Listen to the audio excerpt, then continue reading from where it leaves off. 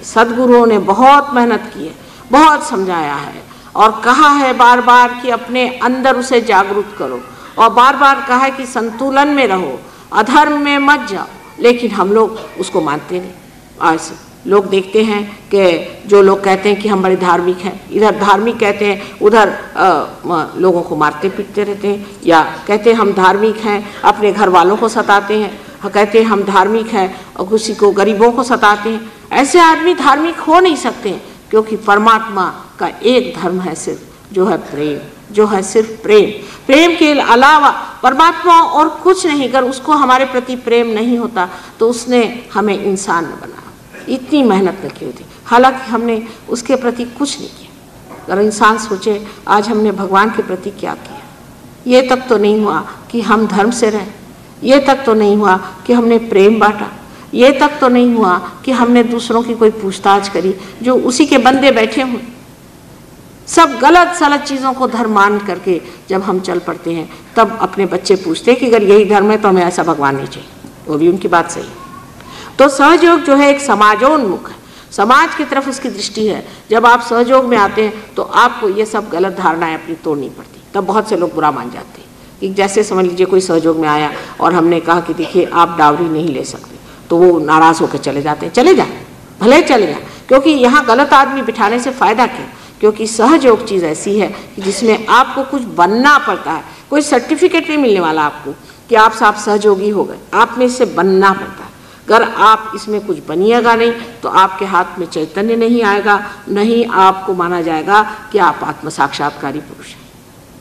अभी संत साधुओं को हमारे यहाँ कबीरदास जी हो, नानक साहब हो गए, बड़े बड़े संत साधु हो गए, उनके कितने नाम लिए जाए उतने कम है। उनको क्या कहना पड़ता था कि आप ये गलत काम मत करो, वो गलत काम मत करो? क्या ऐसा उन्हें बताना पड़ता था? वो स्वयं ही धर्म में खड़े रहते थे, वो स्वयं ही धर्म की बात करते थे। उनको कभी भी ऐसा तो नहीं कहना पड़ा कि आप ये गलत काम मत करो, इधर मत जाओ, शराब के गुत्ते पे मत जाओ। क्यों नहीं करते थे? आखिर ये सोचना चाहिए कि वो अगर उनके पास भी शरीर धारणा थी तो वो ऐसे गलत काम क्यों न करते थे, और क्यों वो प्रेम में इतने अभिभूत रहते थे। उसके लिए सोचना ये चाहिए कि उनके अंदर कोई ना कोई हमसे ज़्यादा चीज़ थी, कोई ना कोई ज़्यादा ताकत थी। और वो कौन सी ताकत थी उनके अंदर? उनके अंदर ताकत थी कि जिसे हम कहते हैं धर्म की शक्ति। और धर्म की शक्ति जो है अत्यंत प्रेममय। इसके अनेक उदाहरण हमारे यहाँ हैं। जैसे रामचंद्र जी से लीजिए कि जब वो जंगल में गए तो एक भीलनी वहाँ खड़ी थी, उसके दांत बेचारे के पास थोड़े से दांत थे। बुढ़िया भीलनी औरत बेर तोड़ के लाई, उसमें एक दांत लगा करके देखती थी कि यह खट्टा तो नहीं है, और वो रामचंद्र जी को उन्होंने दिया। रामचंद्र जी सर में लगा करके, हृदय में लगा करके उसको खाया, और अपनी पत्नी से कहते हैं कि इतने अच्छे तो मैंने कभी फल कोई खाए ही नहीं दिया। कितनी प्रेम की महिमा है उनके। आखिर वो जाति के क्षत्रिय थे, वो कहते मेरी जाति ऊंची है, मैं क्यों? एक भीलनी जो कि बिल्कुल गरीब है, पता नहीं दांत उसके कैसे हैं, क्या है, ना कोई विचार के उस प्रेम को उन्होंने पहचाना, उस प्रेम की शक्ति को उन्होंने उस बेर में देखा और उसे खाया। आप समझ सकते हैं कि जो मनुष्य आत्म साक्षात्कारी होता है वो प्रेम ही के सहारे जीता है और प्रेम ही बांटता है। उसके पास और कुछ देने लेने का नहीं बनता। इस प्रेम की शक्ति को जब तक आप नहीं अपने अंदर पाइएगा तो आप कितने मंदिर और गिरजा और मस्जिदों में, गुरुद्वारे में घूमिए, लेकिन उसका कोई फर्क नहीं पड़ता। पहली चीज पहचान एक आदमी आत्म साक्षात्कारी होने के वो प्रेम से भरा रहता है। इतना प्रेम और इतनी क्षमा उसके अंदर। बुद्ध को एक बार एक आदमी ने बहुत परेशान कर दिया, और जब वो कुछ आगे गए तो उस आदमी ने जाकर के उनकी क्षमा मांगी दूसरे गांव में। तो उन्होंने कहा तुम किसकी क्षमा मांग रहे? कहले आपकी बुद्धदेव, मैंने आपको बहुत अपमानित किया, मुझे क्षमा करें। कहले कौन से बुद्धदेव? जो वहाँ थे वो तो अब खत्म हो गए, ये तो दूसरे बुद्धदेव आ गए, अब बोलो। ऐसे ही कृष्ण के लिए कहा जाता है कि विदुर के घर जाके उन्होंने साग खाया, विदुर के घर जाकर साग खाया। ये हम गाते हैं, कहते हैं, समझते हैं, लेकिन हम अपने जीवन में नहीं देखते कि हम अपने जीवन में किसी को कितना प्यार देते। सास बहुओं को सताएगी, बहू सास को सताएगी, भाई भाई बहन को काटेगा। ये जो आज वैमनस्य सारे संसार में फैला हो, इसका कारण ये है कि हमारे अंदर प्रेम की शक्ति जागरूक नहीं। आपस में गला काटना, कोई सिख है तो कोई हिंदू है तो कोई मुसलमान है, तो इस देश के टुकड़े टुकड़े करके रख दिए इस वैमनस्य की वजह से। ये सोचना चाहिए कि हमारे अंदर ये शक्ति अभी जागरूक नहीं। सारा संसार एक है, परमात्मा ने कोई अलग अलग चीज़ें थोड़ी बनाई, सारा संसार एक है। ये तो बड़ा भारी कलाकार है, उसने अलग अलग चीज़ें बनाई कि एक पहाड़ी बना दी, एक नदी बना दी, कुछ और बना दिया। लोग इसका मतलब थोड़ी कि आप अलग अलग बन के बैठिए और झगड़ा करिए। जो चीज़ उन्होंने आपको दी उससे प्रेम उभरना चाहिए, उसके अलावा और कुछ नहीं होना चाहिए। किंतु है नहीं। इसकी वजह यह है कि हम जागरूक नहीं। जिस वक्त हम जागरूक होते हैं, जब हमारी कुंडलिनी जागरूक होती है, जब इन चक्रों से गुजरती है, तब हमारे अंदर पहली संवेदना आती, जिसे हम सामूहिक चेतना कहते हैं।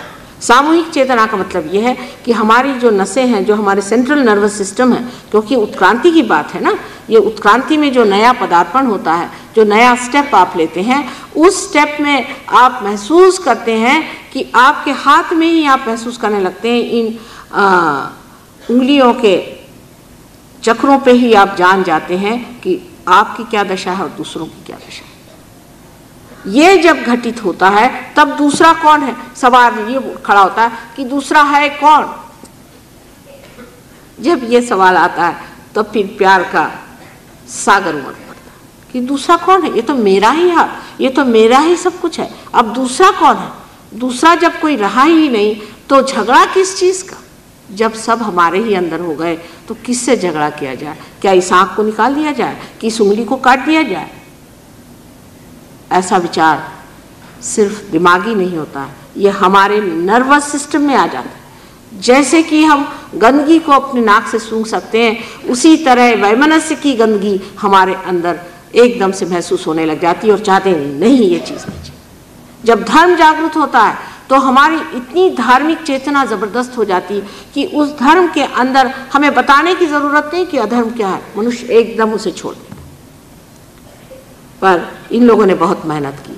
इससे एक तो फ़ायदा है कि इनके बूते पे हम भी कह सकते, नहीं तो हमारे लिए लोग कहते कि आप कहाँ से कह रहे। इन सब ने बता दिया कि जो आदमी धार्मिक होता है वो प्रेम में ही सब कुछ पाता है। इस चक्र के नाभि चक्र में आपके लिए जो विशेष चीज़ है वो है धर्म, और धर्म संतुलन को देता है। मनुष्य में संतुलन होना। जिस आदमी में संतुलन नहीं है वो धार्मिक नहीं। कोई सा भी फेनेटिसिज्म धार्मिक कभी नहीं हो सकता। संतुलन में ही आप जागरूक हो सकते हैं। अब आप ही बताइए कि संसार में कौन सी ऐसी चीज़ है जो एक तरफा चलती। अगर मोटर में अगर एक पहिया हो और एक ही तरफा चले तो वो क्या चल सकेगी। अगर साइकिल है उसको भी जब तक आप बैलेंस नहीं करेंगे, उसमें संतुलन नहीं देंगे, क्या वो चल सकेगी। जो चीज़ चलना है, जो चीज़ आगे बढ़ना है, जिसकी प्रगति होनी है, जिसकी उत्क्रांति होनी है, ऐसी जो भी चीज़ है उसमें संतुलन होना ज़रूरी है। एरोप्लेन है, अगर उसमें संतुलन नहीं हो तो वो क्या उड़ान करेगा, वो नहीं कर सकता। पर तब इंसान ये सवाल पूछेगा कि आखिर ये भी क्यों, धर्म की क्या ज़रूरत है। लोग तो ऐसे ऐसे सवाल पूछते हैं कि आप लोगों की कुंडलिनी क्यों जागरूक करते हैं। एक साहब ने ऐसे सवाल पूछ लिया कि कुंडलिनी क्यों जागरूक करते हैं। मैंने कहा ये तो ऐसा ही हुआ कि सारा रामायण पढ़ाने के बाद आप मुझसे पूछ रहे हैं कि राम की सीता कौन थी। या तो इनका मतलब ये होगा कि जब हमें इसमें से कोई फ़ायदा ही नहीं है दुनियाई दृष्टि से, कि पैसा भी नहीं मिलता और ना ही कोई इससे फ़ायदा होता है, तो हम क्यों कर रहे हैं। तो इसका मतलब है किसी का भला करने में पहले ये लिख लेना चाहिए कि साहब इससे कितना फ़ायदा होगा, इससे कितना इनकम टैक्स बचेगा, इतने क्या करेंगे। हमारा तो इनकम ही नहीं तो हमारा टैक्स क्या बचने वाला। इस तरह की लोगों की वृत्ति चलती है कि आखिर क्यों। और ये भी सवाल पूछा जाता है कि धर्म क्यों, धर्म से मनुष्य क्यों अच्छे से रहे, क्यों उसकी अपनी 10 जो शक्तियाँ हैं उसको वो स्थित रखे और संतुलन में रखे। इसलिए कि उसको उड़ान करना है, उसको ऊंचा उठना है, उसको आत्मा बनना है, उसको ऊपरी जो जिंदगी है जिसको कि हम कहते हैं कि आत्मिक जिंदगी, उसको पाना। ये पाना आपको है इसलिए कि आप बंधे हुए हैं इस चीज़ के लिए, आप बने हैं इसलिए, इसीलिए आप संसार में आए हैं। भगवान ने आपकी मेहनत बेकार में नहीं करी। जो आपको इंसान बनाया वो इसलिए नहीं कि इंसान बनने के बाद आप फिर से मिट्टी बन जाए, कि फिर से आप कोई जानवर बन जाए, पर इसलिए कि आप आत्मा स्वरूप होकर के उसके सुख को पाए। इसलिए भगवान बनाया है। ये सत्य हमें जान लेना चाहिए। हम लोग तो अब ये सोचते हैं कि जो कुछ भी हमें मिला है, ये शरीर, ये आँखें, ये हाथ, ये जैसे कुछ हमारा हक था इसलिए मिला, हमें मिल गया, अब इससे आगे हमें कुछ करना ही नहीं। ये आपको मिला नहीं, ये दिया गया है। ये सब आपको आशीर्वादित किया गया है। इससे आगे क्या करना, आगे कहाँ जाना, यही सूक्ष्म जो हमारा भविष्य है उसके और हमारी नज़र नहीं, और जो बेकार की चीज़ है उसके और हमारी नज़र। जब ये हमारे अंदर जागृत हो जाती है, ये उत्कंठा या ये क्यूरियोसिटी कि अब इससे आगे हमें कहाँ जाने का है, इससे आगे हमें क्या पाने का है, जिस वक्त आपके अंदर ये तृष्णा जागृत हो जाती, ये इच्छा जागृत हो जाती, उस वक्त कहा जाता है कि आप साधक। और ऐसे साधकों को मेरा नमस्कार है। जो साधक है वो है जिसने कि जान लिया कि इससे परे कोई चीज़ है, इससे परे कोई चीज़ है, ऐसा जिसने समझ लिया वही साधक है। अब जो कि नाभि चक्र है, ये लक्ष्मी का तत्व है। इस लक्ष्मी तत्व में हम घूमते रहते हैं। सारा लक्ष्मी तत्व जो है, पैसा कौड़ी, ये वो दुनिया भर की चीज़, और फिर धर्म के चक्कर, ये सब चक्करों में हम घूमते रहते हैं। लेकिन इससे परे कोई ना कोई चीज़ होनी चाहिए, क्योंकि अभी तक जो हमने किया, हमने इतना किया। एक मुसलमान शेख गुरुजी करके हैं, उनका माँ मेरे तो हालत ख़राब गई, घुटने मेरे टूट गए नमाज पढ़ते पढ़ते। तो मैंने कहा चलो इससे कुछ फ़ायदा नहीं, तो मैं वारकरी हो गया। मैं पंडरी जाता था अपनी हमारे यहाँ टाल कहते हैं उसे, जो जंजीरा बजाते हैं, वो बजाते बजाते एक महीना वहाँ जाता था, वहाँ सर रोज़ फोड़ता था भगवान के सामने। मुझे भगवान तो मिले नहीं। और अब आगे मैंने सोचा कि ये सब तो है नहीं, इसमें तो भगवान नहीं, आगे क्या। तो फिर कह लिया, मैंने दाढ़ी बढ़ा ली, ये किया। मैंने सोचा चलो मैं भी अवधूत हो जाता हूँ, मैं कहता हूँ कि मैं भी अवधूत हूँ। वो भी करके देख लिया, फिर दूसरा और कुछ करके देख लिया नाटक, तो परमात्मा मिले नहीं। मैंने कहा कि परमात्मा है कहाँ। जब वो हमसे मिले तो हमने कहा कि बेटे तुम्हारे ही अंदर परमात्मा, क्यों ये काहे रे बन खोजन जाए, तुम्हारे ही अंदर परमात्मा है। लेकिन उसकी ऐसे पागल जैसे खोजने की क्या ज़रूरत है तुमको, इधर उधर भागने की ज़रूरत क्या है। किसने कहा था कि 1 मील जा करके 1 महीना जा करके और पंढरपुर जाओ, ये किसने कहा। तुम ज्ञानेश्वर जी का नाम लेते हो, क्या उन्होंने कहा था? उन्होंने कहा था जाइए, उन्होंने तो नहीं कहा था। उन्होंने तो कहा था कि ध्यान में परमात्मा को पाया जाता है। जब ध्यान कहा गया है तो क्या आप बैठ करके परमात्मा का ध्यान किया आपने?